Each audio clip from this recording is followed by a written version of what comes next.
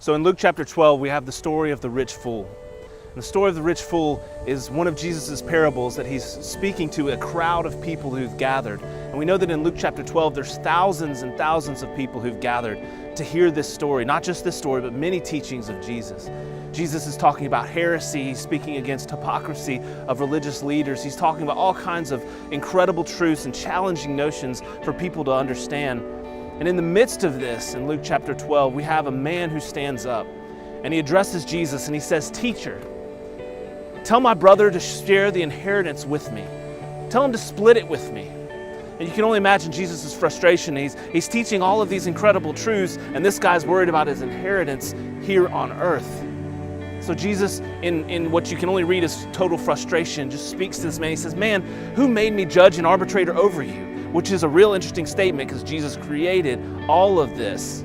But what Jesus was wanting him to know, but even more than that, the thousands upon thousands who were there, even us today to know, is that he didn't come to judge the affairs of man, to say what's fair and what's not fair. Not in creation. He came to intercede for the kingdom of God.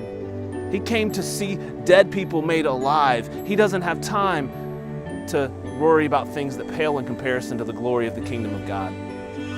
And so he turns from him and turns to the crowd and he addresses everyone and he says, "Guard your life against all covetousness, against all greed, because your life is so much more than the abundance of your possessions." And as he often does, he tells a story. He says there's a rich man whose land was producing so much that he couldn't even store it anymore. He had nowhere left to put all of his possessions, all of his goods. He had nowhere left to put it. And so he's kind of in a conundrum. What do I do here? And he decides what he's going to do is that he is going to tear down his barns, build new ones, so that he can hold all of his possession. He's going to just increase his storage capacity.